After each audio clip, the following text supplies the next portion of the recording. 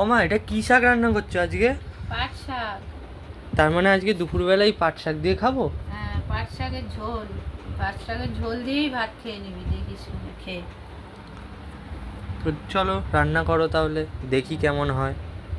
কিভাবে পাট শাকের ঝোলটা রান্না করছো সেটা একটু সবাইকে একটু দেখাও।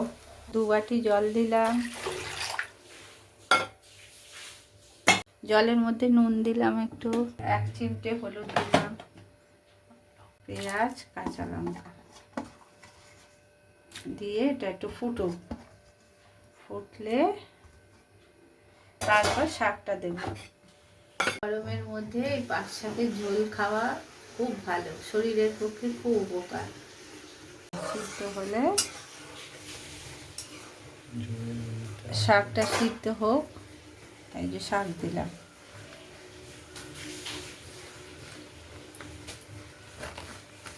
শাকটা সিদ্ধ হয়ে গেলে তারপর ফোড়ন দেব। শাকটা একটু 5 মিনিট সিদ্ধ হোক, সিদ্ধ হলে নামিয়ে আবার ফোড়ন দেব। হ্যাঁ, সিদ্ধ হয়ে গেছে, যেটা সিদ্ধ হয়ে গেল 5 মিনিট, আবার এটা নামিয়ে দেব।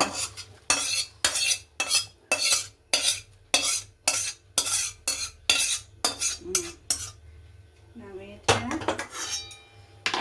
তেল দিলাম, এবার ফোড়ন দেব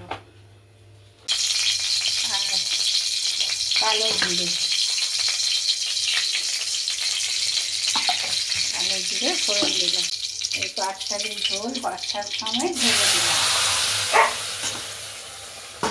এবার যে যেরকম মিষ্টি খেতে পছন্দ করে সে সেরকম মিষ্টি দেবে, আবার অনেকে মিষ্টি খায় না, আমরা একটু সব এতে মিষ্টি খাই। সব কিছুতে অল্প মিষ্টি দিই আমি। 1 মিনিট ফুটালে এটা রান্নাটা তৈরি হয়ে যাবে।